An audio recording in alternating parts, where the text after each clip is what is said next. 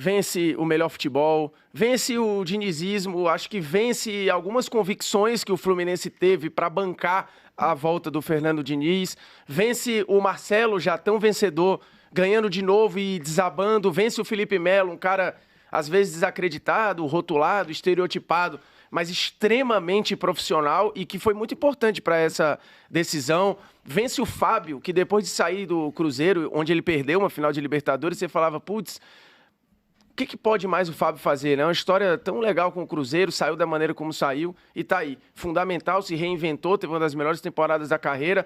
Vence o Cano com gols absurdos e outro hoje. Vence o não do André, que é maravilhoso e eu nem me imagino como é dizer um não ao Liverpool, cravando ou pelo menos apostando que você vai chegar no final de Libertadores. Cara, vencem tantas histórias aí que são maravilhosas e vence o John Kennedy fazendo o gol do título, um cara que ressurgiu, como lembrou o Jorge, no jogo e na vida. Ou melhor, na vida e no jogo, né? Porque acho que primeiro ele precisou se reerguer enquanto pessoa para depois se reerguer enquanto jogador de futebol. E acho que vence uma nação inteira que esperou por isso aí durante décadas, né? Então, assim, tem cada historinha ali no Maracanã. Ela vai ser muito especial, né? Gente que sofreu lá em 2008, gente que atravessou o Atlântico, gente que deixou de fazer várias coisas para estar hoje no Maracanã, gente que acreditou ou desacreditou e voltou a acreditar, como a nossa amiga Elisa, que passou por várias sendo torcedor do Fluminense, só esse ano voltou ao estádio e é premiada com um título desse maravilhoso. Então, cara, difícil escolher a melhor história, assim, muito difícil, mas eu que gosto muito de olhar futebol, sempre imaginando em documentários, eu acho que venceu o melhor roteiro possível da Libertadores 2023, assim, com todo respeito a todos os outros que participaram, eu acho que não tinha nenhuma história mais bonita da gente testemunhar do que a história do título inédito do Fluminense no palco onde ele teve, sei lá, a pior derrota da sua vida e que eu lembre, eu acho que a pior derrota numa final de Libertadores, assim, uma das. Esse ponto que a Tainá lembrou do Cano marcando absurdamente. Dando carrinho, e ele, né? desde o início, não do jogo, mas com o Diniz, ele várias vezes está ele atrás da linha da bola para permitir que o Ganso às vezes seja poupado. Hoje, o que ele bloqueou de bola na reta final, o que ele correu para gerar espaço. Assim, eu acho que o Ganso fez um jogo absurdo até ele aguentar. Sim. O André fez um jogo demais, fantástico. cara. O Nino fez um jogo muito... O Nino e o Felipe Melo, tá? Acho que os dois fizeram um jogo lá atrás absurdo. E aí eu acho que é o resumo, né? O início da temporada, um cara rebaixado pela Ferroviária e depois campeão da Libertadores, fazendo um gol do título.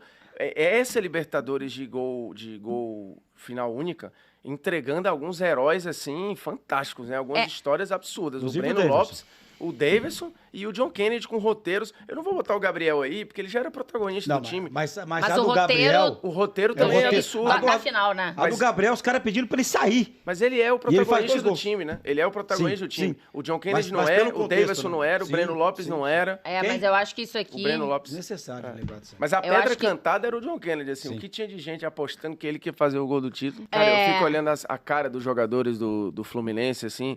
O Diniz também, todo mundo meio anestesiado, né? Eu acho que ninguém processou ainda o tamanho da parada que eles conseguiram construir no mesmo palco onde o time perdeu a Libertadores 2008. E de novo, assim, mantendo, apesar de a reta final do jogo, o Fluminense ter aceitado uma pressão, e eu acho que qualquer equipe aceitaria. No segundo tempo, Samir, também acha? Da prorrogação, principalmente. Não, tô falando no segundo tempo do jogo. Eu acho que aceitou menos, ele teve a chance de matar o jogo. Eu acho que o Fluminense, ele abdicou pouco da sua ideia no segundo tempo. Mas na prorrogação abdicou muita coisa. Mas não tem como, né, Felipe? Só que assim, também não dá pra julgar. Não dá. O que eu acho mais bonito disso tudo é que quando tava 1-1, ou depois 2-1, e o Boca fazendo uma pressão absurda, o que o Fluminense fez foi exatamente o que ele fez a Libertadores inteira. Inclusive, teve uma que eu até falei, se saiu o gol agora é fantástico. Que eles saíram lá atrás, o Ganso numa pressão danada, ele acha o André, o campo se espalha, o André sai, tac, tac, tac, tac, tac, tac. Eles terminam numa finalização, se eu não me engano, do Arias, eu não lembro agora de quem.